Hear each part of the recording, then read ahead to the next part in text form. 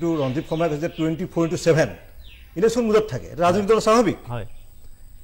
এই আগ্ৰাসনটো আমি অখিল গগৈৰ ক্ষেত্ৰত দেখা পাইছোঁ অখিল গগৈৰ যিটো ৰাজনৈতিক তৎপৰতা যিটো ৰাজনৈতিক আগ্ৰাসন সৰ্বত্ৰ চৰ্চিত হৈছে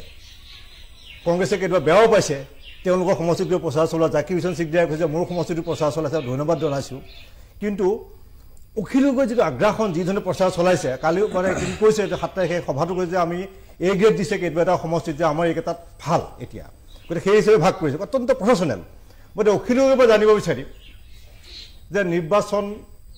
এবছৰৰ মাজত তাৰে 6 মাহ নিৰ্বাচনী যুঁজ-বাগৰ চলে প্ৰায় 6 মাহে খালি আছেগৈ জানুৱাৰীৰ পৰা জুন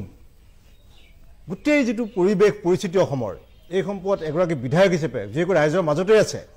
আপুনি কি ক'ব মানে গোটেই অসমখন যদি আমি চাওঁ তেতিয়াহ'লে যোৱা মাহটো মই নৱেম্বৰ মাহটোত 100% একদিনো ঘৰত নথকাকৈ 100% মই ৰাইজৰ মাজত আছিলোঁ উজনিৰ পৰা নামনিলৈ বৰাকৰ পৰা ব্ৰহ্মপুত্ৰলৈকে সকলো ঠাইলৈকে গৈছিলোঁ আৰু এই গোটেই অঞ্চলবিলাক যেতিয়া ভ্ৰমণ কৰিছিলোঁ তেতিয়া এটা বস্তুত নিশ্চিত হৈছোঁ যে মানুহে বিচাৰিছে যে বিজেপি দলক 2026 চনত আমি হৰুৱাব লাগে সকলো মানুহে কৈছে সেয়া চৰকাৰী চাকৰিয়াল হওক অথবা সেয়া ব্যৱসায়ী হওক সকলো মানুহে কৈছে যে বিজেপিক যদি আমি পৰাভূত কৰিব নোৱাৰোঁ তেতিয়াহ'লে অসমীয়া মানুহ সঠিক ৰূপত জীয়াই থকাটো সম্ভৱপৰ নহয় যিকোনো এজন সৰ্বসাধাৰণ মানুহে কৈছে যে যি ধৰণে মূল্য বৃদ্ধি ঘটিছে আমি কেনেকৈ জীয়াই থাকিম তো গতিকে আপোনালোকে অধিক আগ্ৰাসীভাৱে নিৰ্বাচনী প্ৰচাৰ চলাওক আৰু আপোনালোকে বিৰোধী পক্ষ ঐক্যবদ্ধ হওক এইটো আমি সকলোৱে জানো যে চৰকাৰী পক্ষ যেতিয়া ৰুলিং পাৰ্টি থাকে সেই ৰুলিং পাৰ্টিটো সেইটো যদি বিজেপি থাকে বিজেপিৰ বিৰুদ্ধে সেইটো যদি কংগ্ৰেছ থাকে কংগ্ৰেছৰ বিৰুদ্ধে আন সকলো বিৰোধী পক্ষৰ মানুহবিলাক ঐক্যবদ্ধ হ'ব লাগিব গতিকে এতিয়া দুটা বস্তু অত্যন্ত জৰুৰী হৈ পৰিছে বুলি মই ভাবোঁ এক নম্বৰ প্ৰত্যেকটো বিৰোধী ৰাজনৈতিক দলে স্বতন্ত্ৰীয়ভাৱে আৰু সমূহীয়াভাৱে বিজেপি চৰকাৰৰ বিৰুদ্ধে আগ্ৰাসী ৰাজনৈতিক প্ৰচাৰ আৰম্ভ কৰা নাম্বাৰ 1 আৰু নাম্বাৰ 2 ঐক্যবদ্ধভাৱে আমি বিজেপিক পৰাভূত কৰিবৰ কাৰণে মানুহৰ মাজত এটা কনভিন্সিং এটা ইউনাইটেড ফ্ৰণ্ট দেখুৱাই দিয়া যে আমি আটাইবিলাক লগ হৈছোঁ আৰু আমি আটাইবিলাক লগ হৈ উজনি হওক নামনি হওক বৰাক হওক ব্ৰহ্মপুত্ৰ হওক পাহাৰ হওক ভৈয়াম হওক সকলোতে আমি বিজেপিক পৰাভূত কৰিবৰ কাৰণে ঐক্যবদ্ধ হৈছোঁ এই যিটো প্ৰত্যয় এই প্ৰত্যয়টো সেই কনভিন্সিং ৱেত মানুহৰ সন্মুখত দেখুৱাই দিয়াটো এই সময়ত অত্যন্ত প্ৰয়োজন আৰু সেই কামটোকে আমি ৰাইজৰ দলে কৰিবলৈ চেষ্টা কৰিছোঁ আৰু মই আশা কৰিছোঁ যে অসমৰ প্ৰত্যেকটো ৰাজনৈতিক দলে বিৰোধী ৰাজনৈতিক দলে ঐক্যবদ্ধভাৱে বিজেপি এই সাম্প্ৰদায়িক বিজেপি ফেচিষ্ট বিজেপি আমাৰ দেশৰ সম্পদ বিক্ৰী কৰি ৰাজ্যখনক দেশক বিক্ৰী কৰিব খোজা বিজেপি আৰু আমাৰ দেশৰ বস্তুৰ মূল্য বৃদ্ধি কৰি ৰাইজক একদম ধৰাখাই কৰি দিয়া এই বিজেপিক সম্পূৰ্ণৰূপে পৰাভূত কৰিবৰ কাৰণে আমি সকলো ঐক্যবদ্ধ হ'ব লাগে এইটোৱে এই মুহূৰ্তত মোৰ সকলো ৰাইজৰ প্ৰতি সকলো ৰাজনৈতিক দলৰ প্ৰতি এই মুহূৰ্তত মোৰ আহ্বান মই আহিম অখিল গগৈ আৰু আহিম অখিল গগৈ সম্পৰ্কত ৰঞ্জিত শৰ্মাই কি ক'ব যে বিজেপিৰ বিৰুদ্ধে শদিয়াৰ পৰা ধুবুৰীলৈ উজনি নামনি বৰাক ব্ৰহ্মপুত্ৰৰ ৰাইজে কৈছে এখন চৰকাৰ সাধাৰণ নাগৰিক কৃষক সকলোকে সৰ্বশান্ত কৰা এটা অভিযোগ ৰাইজৰ পৰা তেওঁ পোৱা বুলি কৈছে অখিল গগৈ যিসকল লোকৰ ওচৰলৈ গৈছে তেওঁলোকৰ পৰা সেই অভিযোগ তেওঁ পাব পাৰে তাত কোনো আপত্তি নাই আমিও শদিয়াৰ পৰা ধুবুৰীলৈ আমাৰো সংগঠন আছে আমাৰো 60জনতকৈ অধিক আমাৰ নিজৰ দলৰে আছে বিধায়ক আৰু আমাৰ মিত্ৰ দলৰ মিলাই আমি প্ৰায় 80জন বিধায়ক আছোঁ তেনে এটা পৰিস্থিতিত অখিল গগৈৰ এই মন্তব্য কিমান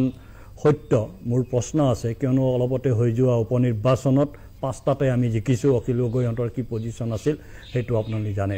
মই বেলেগ কথা এটাই ক'ব খুজিছোঁ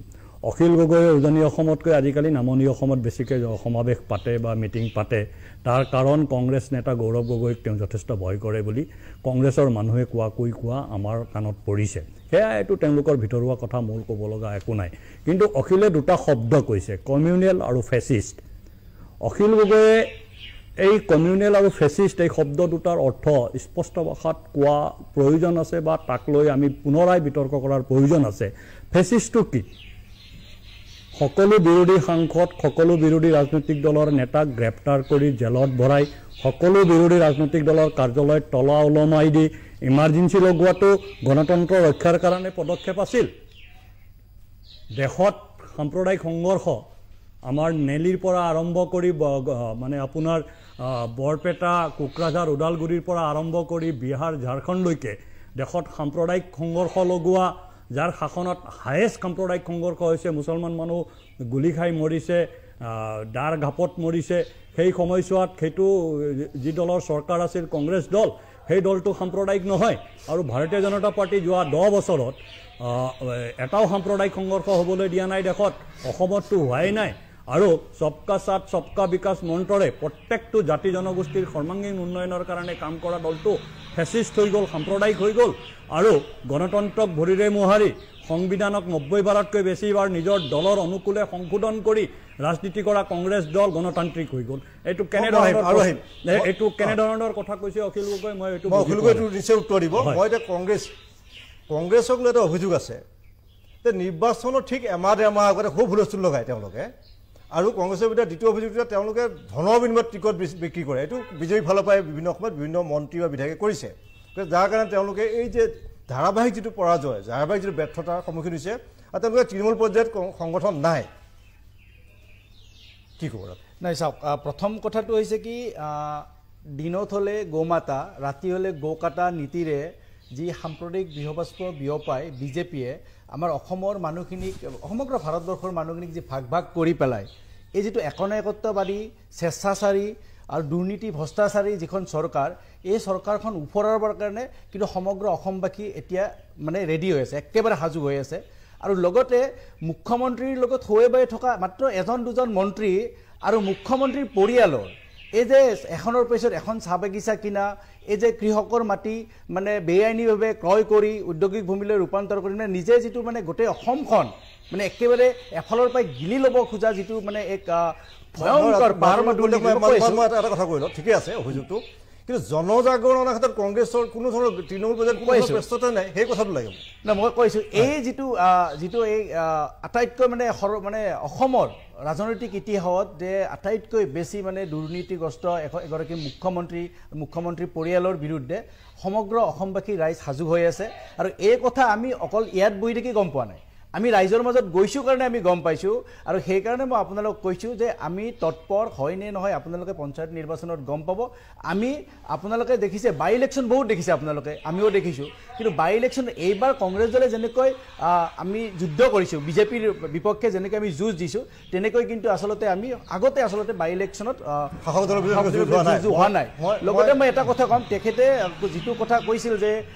সাম্প্ৰদায়িক হিংসাৰ কথা কৈছে মই নিজে এটা কথা কওঁ মই সামগ্ৰী সমষ্টিত মই নিৰ্বাচনৰ সময়ত আছিলোঁ সামগ্ৰী সমষ্টিত এগৰাকী ব্যক্তি কংগ্ৰেছ কৰ্মী এগৰাকীক গুলিও আপোনালোকে গম পাইছে সেইগৰাকী ব্যক্তিয়ে বাৰে বাৰে কৈ আছে যে জিতু গোস্বামীৰ গাড়ীৰ পৰা জিতু গোস্বামীৰ লগত বিজেপি নেতা সুৰেশ বৰা আছিল আৰু এজন কাছেম নামৰ এগৰাকী মানে একেবাৰে ডকাইত প্ৰকৃতিৰ ব্যক্তিৰ পৰা গুলি কৰা হৈছে তেওঁ চিঞৰি কৈ আছে অসম পুলিচৰ কোনো এগৰাকী পুলিচ বিষয়া বা কোনো এগৰাকী কনষ্টেবল তেওঁৰ ওচৰলৈ নগ'ল মই ৰাতি 2 বজালৈকে মই থানাত আছিলোঁ 2 বজালৈ মই হস্পিটেলত গৈছোঁ হস্পিটেলত ট্ৰিটমেণ্ট সেই মানুহজনে নিজে কৰিবলগীয়া হৈছে কিন্তু এটা কথা কওঁ এই বিষয়টো আমি ইয়াত আচলতে বহুবাৰ আলোচনা কৰিছোঁ সংগঠন এই কথাবিলাক ৰাইজৰ মাজত লৈ যাওক ৰাইজক মানে ইয়াৰ ক্ষেত্ৰত সজাগ কৰা চৰকাৰৰ বিৰুদ্ধে যিখিনি অভিযোগ আনিছে আমি ষ্টুডিঅ'ত থাকিব নে ইয়াৰ পৰা ৰাইজৰ মাজত গৈ যাব মই এটা বিৰতি লৈ ল'ম বিৰতিৰ পিছত মই অখিল গগৈৰ ওচৰলৈকো যাম ৰঞ্জিত কুমাৰৰ লগতো পাতিম জিয়াউৰ আছে চিন্ময় আছে মই এটা সামান্য বিৰতি লৈ ল'ম গণতন্ত্ৰত বিৰোধী শক্তিশালী হোৱাটো অত্যন্ত জৰুৰী শাসক শক্তিশালী বিৰোধী শক্তিশালী হ'ব লাগে সেইটো আমি বিশ্বাস কৰোঁ এই যে নিৰ্বাচন সম্পৰ্কে যিবিলাক প্ৰস্তুতি চলি থাকে ঠিকে চলি থাকে এতিয়াও কথাবোৰ ঠিকেই চলি থাকিব ঠিক আসনৰ ভাগ বতৰা হোৱাৰ ঠিক আগে খেলিমেলি লাগি গ'ল এক্ষেত্ৰত কিন্তু কংগ্ৰেছো কম জগৰীয়া নহয় দেই মই কৈ দিওঁ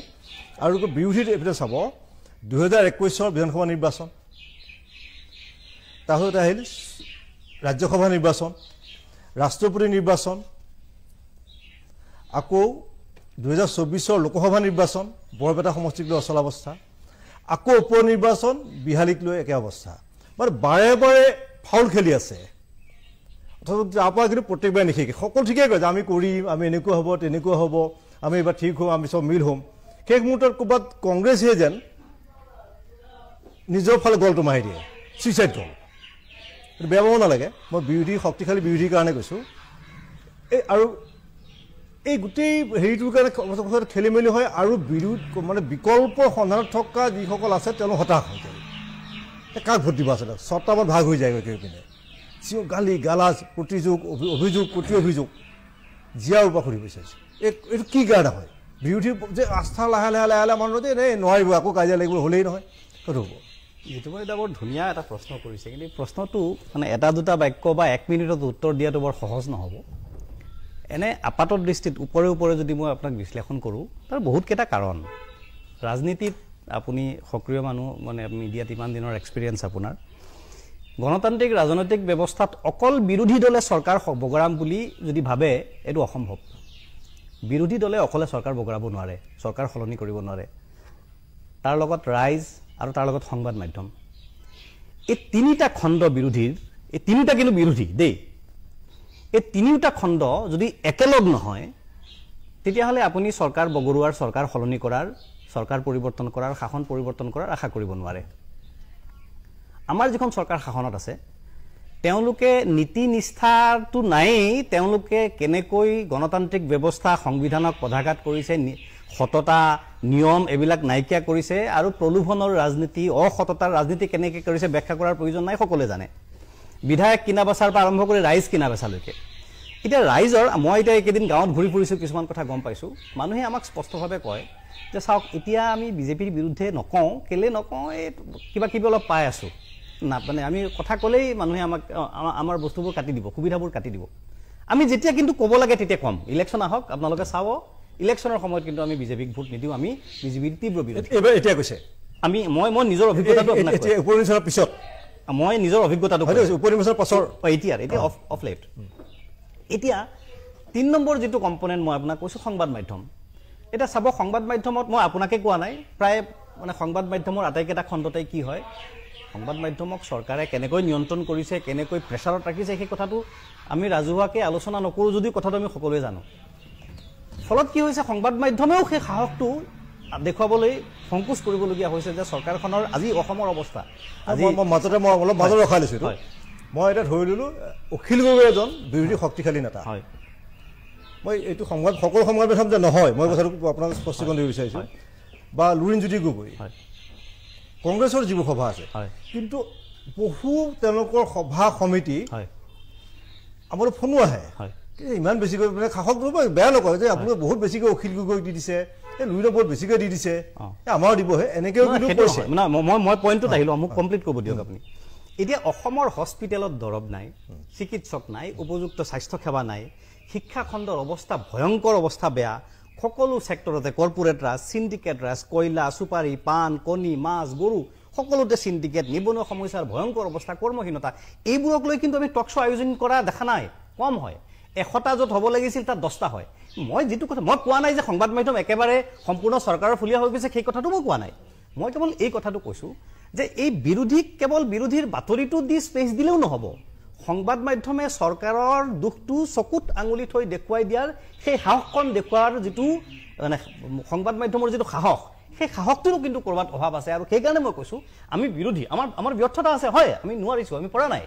কিন্তু তাৰ আমি অকলে নোৱাৰোঁ ইয়াত সংবাদ মাধ্যমৰো সহযোগিতা লাগিব ৰাইজো ওলাই আহিব লাগিব আৰু সেইকাৰণে ভাল কথা এটা কৈছে মই বিষয়টো আগবঢ়াম মই অখিল গগৈলৈ যাব বিচাৰিছোঁ যে 2021 শেষত কংগ্ৰেছে অলপ খেলি মেলি কৰিলে গোটেই ৰাইজৰ দল অজাপ আঁতৰি গ'ল মই চিমা ৰখাই লৈছোঁ দেই অখিল গগৈৰ পৰা কথাখিনি জানিব বিচাৰিছোঁ তাৰপিছত আহি গ'ল ৰাষ্ট্ৰপতি নিৰ্বাচন তাৰপিছত আহি গ'ল ৰাজ্যসভা নিৰ্বাচন তাৰপিছত 24ৰ বৰপেটা লোকসভাক লৈ পেলাই হ'ল তাৰপিছত 24ৰে আকৌ বিহালীক লৈ তাৰমানে ইটোৰ পিছত সিটো ভুলৰ পুনৰাবৃত্তি হৈ আছে কথাখিনি ঠিকে আগবাঢ়ি যে সেই মুহূৰ্তত কংগ্ৰেছে যেন ক'ৰবাত এনেকুৱা স্থিতি লৈ তেওঁলোকে এই কথাখিনি বুজাব পৰা নাই যিদৰে বিজেপিয়ে আমি তেওঁলোক শাসক দল হ'লেও কিছুমান কথা আমি এনেকুৱা ধৰণৰ যে অগপ UPPL তিৱা ঐক্য মঞ্চ ৰাভা সংঘ বিভিন্ন জাতি জনগোষ্ঠীক লৈ পেলাই তেওঁলোকে এটা মিত্ৰতা লৈ আগবাঢ়ি লৈ গৈছে মিত্ৰতাটো ঠিক মতে আগবাঢ়ি গুচি গৈছে কিন্তু পাৰ্থক্যক লৈ ক'তো কেতিয়াও হাই কাজিয়া চিঞৰ বাখৰ হোৱা নাই কিন্তু বিৰোধীৰ সদায় ক'ৰবাত এটা খেলি মেলি হৈ আছে এইটো যে আগন্তুক 26ৰ বিধানসভা নিৰ্বাচন পুনৰাবৃত্তি নহ'ব যিহেতু আপুনি কৈছে যে আপুনি দেখাই পাইছোঁ আমি যে তৃণমূল পৰ্যায়ত গৈ আপুনি ৰাজহুৱা সভা সমিতি কৰি আছে আপুনি এই সম্পৰ্কত নিশ্চয়তা দিব পাৰিবনে মানে এটা কথা একেবাৰে আপুনি সঁচা কথা কৈছে যে 2021ত আমি বিশ্বাসঘাতকতাৰ বলি হলো ৰাজ্যসভা আৰু ৰাষ্ট্ৰপতি নিৰ্বাচনতো অসমৰ মানুহ বিশ্বাসঘাতকতাৰ বলি হল আৰু হসাকে বিৰোধী পক্ষৰ বিধায়কৰ পৰা বিশ্বাসঘাতকতাৰ বলি হল তাৰ পাছত আমি খুব ভাল পৰিবেশ এটা আহিলে যে এবাৰ আমি লোকসভা নিৰ্বাচনত বিশেষকৈ ৰাইজৰ দলে আমিতো একেবাৰে স্যাক্ৰিফাইস কৰি দিলো তো তাৰ পাছতো সিপিআই এমক এখন আসন এৰি দিয়াৰ কথা আছিল ডিফুট এখন আসন এৰি দিয়াৰ কথা আছিল হেতু নেৰিলে তাৰ ফলস্বৰূপে কি হল যি ধৰণৰ এটা ক্লাইমেক্স আহিব লাগিছিল বিৰোধী ৰাজনীতিৰ হেতু নাহিলে তথাপিও আমি দেখিলো যে আমি কংগ্ৰেছ ৰাইজৰ দল আৰু অসম জাতীয় পৰিষদ মূলত এই তিনিটা পাৰ্টিয়ে লগ লাগি কিন্তু আমি লোকসভা নিৰ্বাচনত যথেষ্ট ভাল খেলিলো যথেষ্ট ভাল প্ৰতিদ্বন্দ্বিতা দিলো আৰু চাৰিওফালে উজনিৰ পৰা নামনিলৈকে মানুহৰ মাজত এটা হাৱা আহি গ'ল যদিও বিজেপিয়ে 11খন আসনত জিকিলে কিন্তু আসল বিষয়টো মানুহৰ মাজত চৰ্চাৰ বিষয়টো হৈ গ'ল যে যোৰহাটত বিজেপি হাৰিলে তো মানুহৰ মাজত চৰ্চাটো আহি গ'ল যে ধুবুৰীত ব্যাপক ৰূপত আটাইতকৈ বেয়া ৰূপত এআইডিএফ হাৰিলে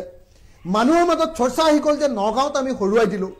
মানে মানুহৰ মাজত এটা আশাৰ বতৰ আহি গৈছিল যে বিজেপি হৰুৱাবৰ কাৰণে বিৰোধী ঐক্যবদ্ধ হৈছে আৰু বিৰোধী ঐক্যবদ্ধ হৈ বিজেপি হৰুৱাব পাৰে এই আশা মানুহৰ মাজত আহি গৈছিল কিন্তু সেই আশা যেতিয়া আহিলে কংগ্ৰেছ দলে আকৌ তেওঁলোকৰ আগৰ পুৰণি ৰূপটো 2021 চনত আমাক যিটো বিশ্বাসঘাতকতা কৰিছিল সেই একে পুৰণি ৰূপটোলৈ তেওঁলোক ঘূৰি গুচি গ'ল পুৰণি ৰূপটোলৈ ঘূৰি গুচি গৈ এবাৰ আকৌ তেওঁলোকে অকলে খেলাৰ সিদ্ধান্ত ল'লে আৰু অকলে খেলাৰ সিদ্ধান্ত লোৱাৰ লগে লগে অসমৰ মানুহৰ মাজত ব্যাপক এটা হতাশাই দেখা দিলে তো দেখা গ'ল যে 5-0ত আমি হাৰি গ'লো 5-0 5-0ত হৈ গ'ল যেটো সময়ত আমি দেখিছিলো যে লোকসভা নিৰ্বাচনৰ পাছত বিজেপিৰ বিৰুদ্ধে মানুহৰ ক্ৰমাগত ক্ষোভ বৃদ্ধি পাইছিল আৰু মানুহে বিজেপিক হৰুৱাবৰ কাৰণে ঐক্যবদ্ধ হ'বলৈ সিদ্ধান্ত লৈছিল আৰু মই খাটাংকে মোৰ নিজৰ অভিজ্ঞতাৰ পৰা ক'ব পাৰো যে উপনিৰ্বাচনত যদি আমি একলগ হলোহেঁতেন অন্তত 4খন আসনত আমি বিৰোধী এবাৰ জিকিলোহেঁতেন কিন্তু কংগ্ৰেছ দলে এবাৰ আকৌ বিৰোধী ঐক্যমঞ্চৰ মাজত বিভাজন আনি তেওঁলোক আঁতৰি গৈ এবাৰ আকৌ বিজেপি দলক সুযোগ দি দিলে কিন্তু এতিয়া দেখিছো যে একেবাৰে শেহতীয়াকৈ যেতিয়া এবাৰ আমি 5-0ত হাৰিলো বিৰোধী পক্ষ যেতিয়া হাৰিলো এবাৰ আকৌ কংগ্ৰেছ দলৰ মাজত এটা আকৌ এক ধৰণৰ ৰিভিউ তেওঁলোকে কৰিছে আৰু আমি দেখিছো সংবাদ মাধ্যমত দেখিছো বা তেওঁলোকৰ নেতাসকলে আমাৰ লগত ব্যক্তিগতভাৱেও কথা পাতিছে যে নাই নহয় 2026 চনত যদি সঁচাকৈ বিজেপিক আমি হৰুৱাব লাগে তেতিয়াহ'লে আমি আকৌ বিৰোধী পক্ষ ঐক্যবদ্ধ হ'ব লাগিব মই এটা কথা আপোনালোকক সকলোকে এটা কথা কৈ দিওঁ যে যদি চৰকাৰী পক্ষ হৰুৱাব লাগে সেই চৰকাৰী পক্ষ বিজেপিয়ে হওক বা সেই চৰকাৰী পক্ষ কংগ্ৰেছৰে হওক বা সেই চৰকাৰী পক্ষ আন কোনো দল হেতু যদি তৃণমূল কংগ্ৰেছো হয় তেতিয়াহ'লে বিৰোধী শক্তিসমূহ ঐক্যবদ্ধ হোৱাটো এসেনশিয়াল অপৰিহাৰ্য আৰু সেইকাৰণে যদি অসমত সঁচাকৈ বিজেপিক হৰুৱাব লাগে তেতিয়াহ'লে আমি বিৰোধী দলবিলাক সকলো ঐক্যবদ্ধ হ'ব লাগিব আৰু সেই পৰিৱেশ আমাৰ মাজত আহিছিল এতিয়া সেই পৰিৱেশ অহাৰ পাছত কংগ্ৰেছে আমাক বিশ্বাসঘাতকতা কৰিলে কংগ্ৰেছে অলপ গণ্ডগোল কৰিলে কংগ্ৰেছে বিজেপিক চান্স দি দিলে বিজেপিক আমি যথেষ্ট সুবিধা দি দিলো যাৰ ফলস্বৰূপে উপনিৰ্বাচনত আমি হাৰিলো বিজেপিয়ে যথেষ্ট ভাল কৰিলে গতিকে এই গোটেই পৰিৱেশটোৰ পাছত এতিয়া আমাৰ মাজত সকলোৰে মাজত উপলব্ধি আহিছে যে আমি ঐক্যবদ্ধ নহ'লে নহ'ব তো সেইকাৰণে আমি এতিয়া বাৰম্বাৰ কৈ আছো বাৰম্বাৰ আকৌ আপুনি যিটো প্ৰশ্ন বাৰম্বাৰ পকাই সুধি আছে যে আকৌ 26ত আকৌ গণ্ডগোল হ'ব নেকি যদি 26ত আকৌ যদি গণ্ডগোল হ'ব নালাগে এবাৰ মূল কথাটো হ'ল যে আমি 26ৰ আগতে 2025ৰ প্ৰথম ভাগতে বা 2024ৰ শেষৰ ভাগতে আমি সিদ্ধান্ত ল'ব পাৰিব লাগিব যে 26ৰ ইলেকশ্যনত কোনে কিমানখন আসনত নিৰ্বাচনত প্ৰতিদ্বন্দ্বিতা কৰিম বিৰোধী পক্ষৰ পিনৰ পৰা এই সংখ্যাটো দেই কেণ্ডিডেট কোন হ'ব এইটো বেলেগ কথা কিন্তু এই সংখ্যাটো যাতে পিছত কাজিয়া নহয় যে কংগ্ৰেছে ইমানখনত খেলিব আৰু বাকি বিৰোধী শক্তিবিলাকে ইমানখনত খেলিব এই কথাটো আমি প্ৰথমতে ঠিক কৰি ল'ব লাগিব নাম্বাৰ 1 নাম্বাৰ 2 যাতে কাজিয়া আমাৰ মাজত আকৌ নহয় তাৰ কাৰণে এখন কমন মিনিমাম প্ৰগ্ৰেম যে এই কথাগিটা আমি যদি চৰকাৰ কৰো এই কথাগিটা আমি কৰিম আৰু এই কথাগিটাৰ পৰা এই নীতিগত সিদ্ধান্তৰ পৰা আমি ইফাল নহওঁ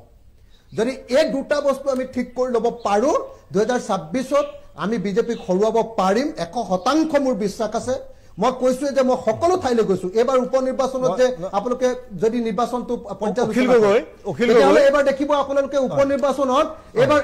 মই দুটা বাক্য কৈ লওঁ উপ নিৰ্বাচনত যদি এইবাৰ বৰাক উপত্যকাৰ আসনখনত যদি চাই বৰাক উপত্যকাৰ আসনখনত আপোনালোকে দেখিবলৈ পাব যে পুৰণি বাঙালী মানুহবিলাকে এইবাৰ বিজেপিক ভোট দিয়া নাই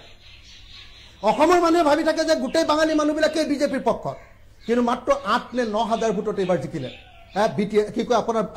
বৰাক উপত্যকাত কি কাৰণে কাৰণ তাৰ স্থানীয় থলুৱা যিবিলাক বাঙালী মানুহ সেই মানুহবিলাকে বিজেপিৰ পৰা আঁতৰি গ'ল এবাৰ আমি দেখিবলৈ পাইছোঁ যে সামগ্ৰী বিধানসভা সমষ্টিটোত খিলঞ্জীয়া অসমীয়া ভাষী মানুহবিলাকে এইবাৰ কংগ্ৰেছক ভোট দিছে আৰু আপোনাৰ কি কয়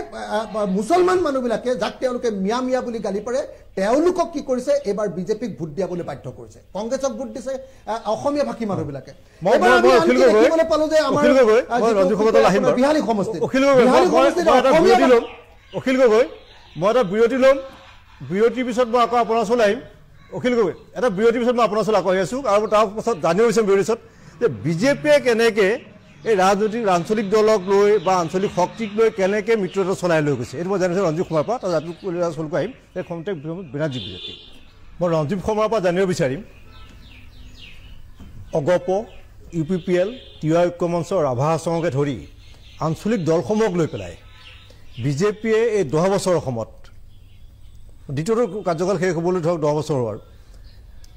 এই যিটো জোটবন্ধন ইমান সুন্দৰকৈ লৈ গৈছে কোনো ধৰণৰ বিতৰ্ক নোহোৱাকৈ এই কাৰণটো কি চাওক জোটবন্ধন সুন্দৰকৈ লৈ গৈছে সেইটো ইম্পৰ্টেণ্ট নহয় এই জোটবন্ধন যিবিলাক বিষয়ৰ ওপৰত আধাৰ কৰি হৈছিলে অখিল কৈছে যে কমন মিনিমাম প্ৰগ্ৰেম এইটো অখিলৰ ভাষাত অখিল গগৈয়ে কৈছে আমি আমাৰ ভাষাত কম মানে আপোনাৰ জোটবন্ধন হোৱাৰ পূৰ্বে যেতিয়া বড়ো আন্দোলন হৈ আছিলে বা মিচিংসকলে যেতিয়া আন্দোলন কৰি আছিল আমাৰ লগত জোটবন্ধনত নাছিলে আমাক বিৰোধ কৰিছিলে কিন্তু আমি সেই জনজাতীয় নেতৃত্বৰ লগত সঘনাই সম্পৰ্কত আছিল আমাৰ নেতৃত্ব তেওঁলোকৰ ওচৰলৈ গৈছিল সাংগঠনিকভাৱে গৈছিল আমাৰ বিচাৰ পৰিবাৰৰ মানুহ গৈছিল আমি গৈছিলোঁ আমি তেওঁলোকৰ লগত কথা পাতিছিলোঁ সহযোগী হৈছিলোঁ আমি মিচিং আন্দোলনৰ সহযোগী আছিলোঁ আমি বড়ো আন্দোলনত সহযোগী আছিলোঁ আমি প্ৰত্যেকটো আন্দোলনত প্ৰত্যেকটো দাবীত আমি সহযোগী আছিলোঁ আৰু সেই সহযোগটো কোনো দেখাবৰ কাৰণে নাছিলে মুকলিকে আছিলে আমি কাৰো লগত ৰাতি কথা নাপাতিছিলোঁ পোনপটীয়াকৈ পাতিছিলোঁ বৃহৎ নদী বান্ধত সহযোগী আছিলে নে নাই মানে অখিল মই মাজতে নদী বান্ধ বিৰোধী মই কম আপুনি মাজতে নামাতিব আৰু কা যে বাংলাদেশী অনাৰ সিদ্ধান্তটোত আপোনালোক সহযোগী আছিলে নে নাই কেইটা আহিলে আপুনি মাজতে কিয় নাই অতুল বৰাক নাই এইটো যদি বন্ধ নকৰে মই তেতিয়ালৈ নকওঁ আৰু লোকসভাত যে মই কৈ থাকোঁতে মাজত চিঞৰা নাই নাই এজন বিধায়কে এনেকৈ ক'লে মই নকওঁ বাধ্য কৰিলে হয় মই নকওঁ অখিল আপুনি কৈ থাকক বিদেশী আন্দোলন কৰি অসম গণ পৰিষদ হৈছিলে সেই বিদেশী আনিবৰ কাৰণে যে বাধ্য কৰিলে আৰু তাত যে ভোট দিবৰ কাৰণে বাধ্য কৰিলে অসম গণ পৰিষদক মানে অসম গণ পৰিষদৰ যে এতিয়া অকল আকাৰটোহে আছে যেনে তেনে স্কেলিটনটোহে আছেগৈ আৰু স্কেলিটনটো অসম গণ পৰিষদটো যে খাই পেলালে সেইটোতো হয় নহয় জানো মই এইটো যাম অখিল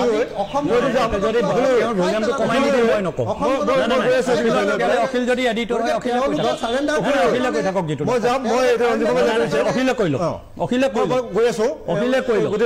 গণতান্ত্ৰিক আচৰণ নাজানে টকটোৰ বিহেভিয়াৰ নাজানে যদি গণতান্ত্ৰিক আচৰণ নাজানে তেতিয়াহ'লে মই এটা শব্দও কোৱা নাই তেওঁ এজন বিধায়ক হয় এটা দলৰ ৰাজনৈতিক দলৰ এতিয়া চাওক তেওঁ বিৰোধী ঐক্যৰ কথা কৈছে 2019 চনৰ 9 ফেব্ৰুৱাৰীৰ দিনা এই অখিল গগৈহঁতৰ নিচিনা যিমান মানুহ আছিল চব কেলকাতা ব্ৰিগেডত এক হৈ পেলাই কৈছিল বিজেপি কৰোৱাম বুলি সেই দিনটোৰ পৰা আজিলৈকে আজি অখিল গগৈ গাদ্দাৰ বুলি কৈ আছে কাক কৈ আছে ভাৰতীয় জনতা পাৰ্টিক কৈ আছে নেকি অখিল গগৈ গাদ্দাৰ বুলি কংগ্ৰেছক কৈ আছে আৰু সেই গাদ্দাৰৰ কুলাত বহিবৰ কাৰণে ব্যাকুল হৈ আছে this is the nature of the alliance Akhil গগৈহঁতে গণতন্ত্ৰ ৰক্ষাৰ কাৰণে যিটো এলায়েন্সৰ কথা কৈ আছে সেই এলায়েন্স হ'ল গাদ্দাৰৰ লগত মিলি গাদ্দাৰী কৰিব বিচাৰিছে অখিল গগৈ গাদ্দাৰ বুলি কাক কৈছে ভাৰতীয় জনতা পাৰ্টিক কোৱা নাই নহয় ভাৰতীয় জনতা পাৰ্টিয়ে গাদ্দাৰী কৰা নাই অখিল গগৈ গাদ্দাৰী কৰিছে কংগ্ৰেছ দলে এতিয়া ক'ব পাৰিম নে মই কমপ্লিট কৰা নাই কংগ্ৰেছ দলে অখিল গগৈ গাদ্দাৰী কৰিছে আৰু সেই কংগ্ৰেছ দলৰ কোচত বহিবৰ কাৰণে অখিল গগৈ হাহাকাৰ কৰি আছে সেইটো হ'ল তেওঁলোকৰ এলায়েন্সৰ মিনিমাম কমন প্ৰগ্ৰেম সেইকাৰণে এলায়েন্স সফল নহয় ৰাইজে সেই কথাটোক বুজি পায় আপোনালোকে কেনেকৈ লৈছে আমি চাওঁ মই আপোনাক কৈছোঁ নাই আজি অসম গণ পৰিষদ দলত তেওঁলোকৰ আভ্যন্তৰীণ গণতন্ত্ৰ আছে আজি প্ৰমোদ বড়োৰ আভ্যন্তৰীণ গণতন্ত্ৰ আছে আজি অখিল গগৈ ক'লে নহ'ব নাই চব কথা অখিল গগৈ অসমৰ ইউপিপিএলৰ আদৰ্শটোক নাইকিয়া কৰি না আজি তেওঁলোকে কাৰো ৰাজনীতি তেওঁলোকে আজি আপুনি ক'লে নহ'ব অখিল গগৈ ডাঙৰীয়া কাৰ আপুনি অখিল গগৈ আপুনি অসম গণ পৰিষদৰ সভাপতি নহয় বিটিএডিৰ আপুনি অসম গণ পৰিষদৰ সভাপতি বিটিএডিত ইলেকশ্যন খেলিব ছমাহৰ পিছত বিটিআৰত ইলেকশ্যন আছে আপুনি আহিব সমস্যা শুনক ছমাহৰ পিছত বিটিআৰত ইলেকশ্যন আছে আপুনি আহিব ইলেকশ্যন খেলিবলৈ আপোনালোকে আপুনি ছমাহৰ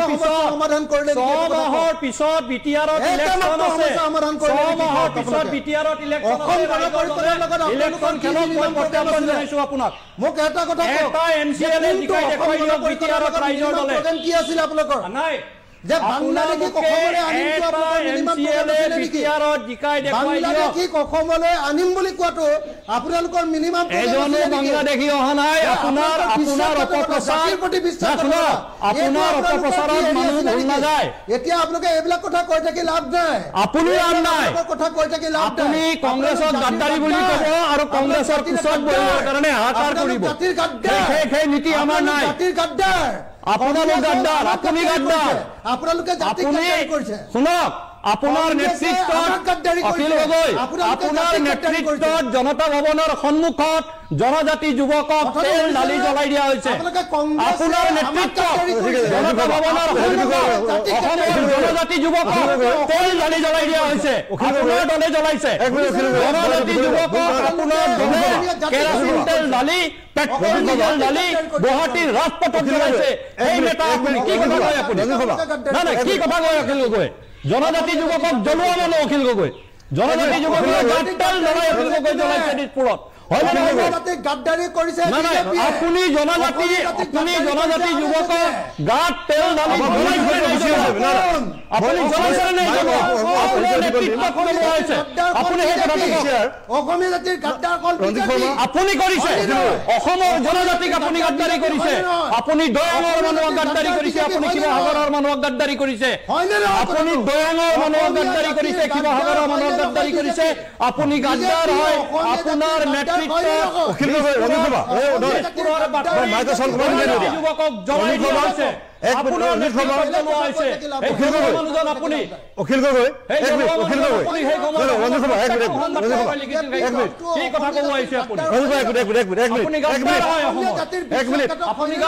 আৰু কংগ্ৰেছৰ কোচত বহিব নোৱাৰি আপুনি কংগ্ৰেছৰ কোচত বহিব নোৱাৰি কৰি আছে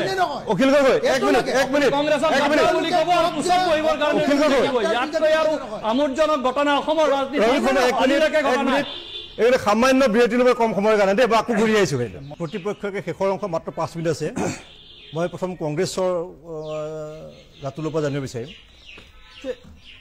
কংগ্ৰেছত কিবা শাসক দলৰ প্ৰতিনিধি থকা এটা অভিযোগ আছে এটা ধাৰাবাহিক ব্যৰ্থতা আপোনালোকৰ অবজাৰ্ভাৰেই হওক বা যিজন জিতেন্দ্ৰ সিঙেই হওক বা অভিযোগ দেই তাৰপিছত যে তেওঁক অবজাৰ্ভাৰ কৰি ৰাখিছে একেটা গতিতে চলি আছে বাৰে বাৰে গৈ ব্ৰেক ফেইল হয় তাৰপিছত কিয় হাইকমাণ্ডে এইটো নহয় এইটো কি ভাবে আপোনালোকে চাওক হাইকমাণ্ডৰ সিদ্ধান্তৰ কথা মই ইয়াতো ক'ব নোৱাৰিম আৰু ক'ব নোৱাৰি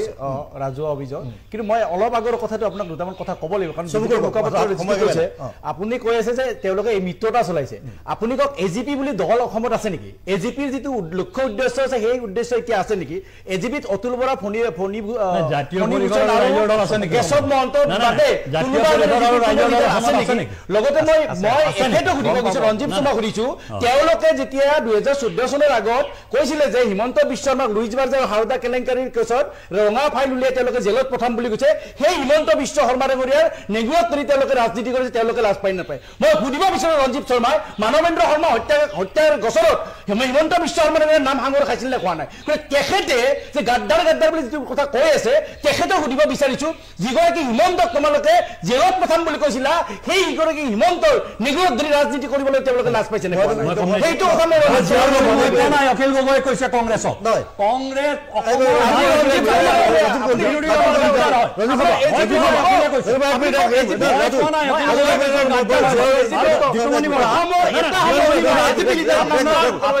আপোনাৰ এই আদালতৰ ওপৰত কথা নকব শৰ্মা গোচৰত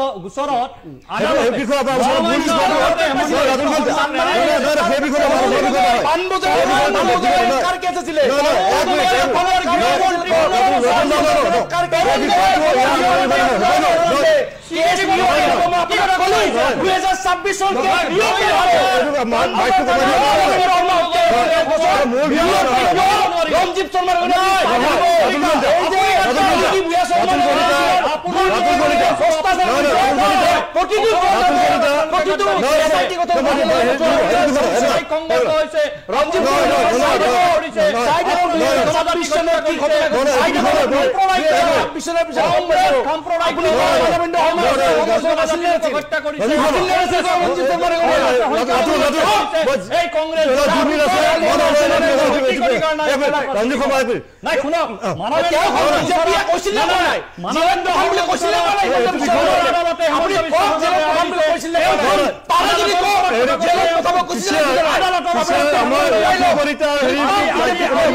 আদালতৰ ওপৰত কেনেকে কথা ক'ব পাৰে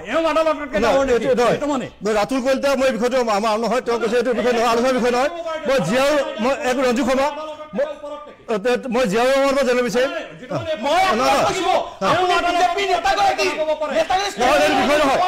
এইটো বিষয় নহয় এক মিনিট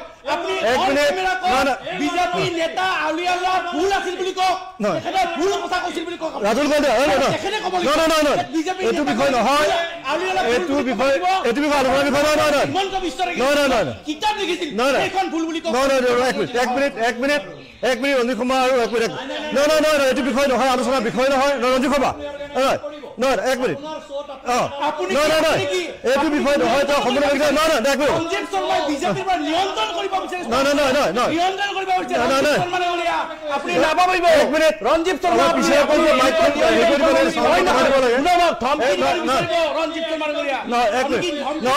এইটো বিষয় নহয় আলোচনাৰ বিষয় আমাৰ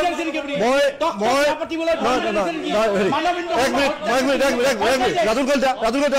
এক মিনিট এইটো ৰাতুল কলিতা এইটো মানে তেওঁৰ ব্যক্তিগত বিষয় এই বিষয়টো একো ৰঞ্জিত শৰ্মা এই বিষয়টো তেওঁৰ ব্যক্তিগত এইটো আমাৰ শ্বৰ বিষয় নহয় আলোচনাৰ বিষয় মই খালি আপোনালোকে শেষ এক মিনিট আছে এইটো বিষয় নহয় এই বিষয় শ্বৰ মই এইটো বিষয় এইটো বিষয় আলোচনাৰ বিষয় নহয় আমাৰ এইটো বিষয় আলোচনা এইটো তেওঁৰ ব্যক্তিগত এইটো আমাৰ কোনো শ্বৰ কোনো সম্পৰ্ক নাই এক মিনিট ৰঞ্জিত শৰ্মা এক মিনিট এইটো বিষয় আমাৰ এই বিষয়টোৰ লগত শ্বৰ নহয় ৰঞ্জিত এইটো নহয় এইটো তেওঁৰ ব্যক্তিগত বিষয়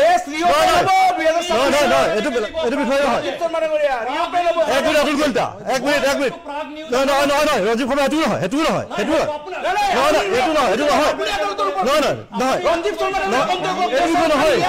বিষয় নহয়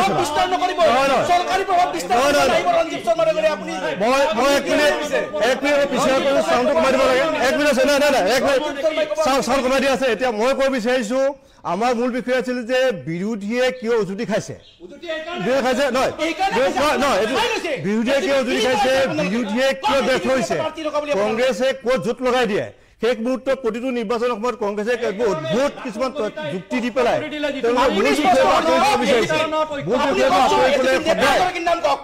বিৰোধী দলৰ যিবোৰ ৰাজনৈতিক দল আছে ব্যক্তিগত আমাৰ সম্পৰ্ক নাই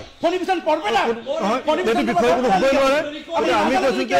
2026 বিধানসভা নিৰ্বাচনলৈ বিৰোধী যিটো যুদ্ধ ইয়াত আপোনালোকে অংশগ্ৰহণ কৰাকে ধন্যবাদ মই ধন্যবাদ গতিকে আমাৰ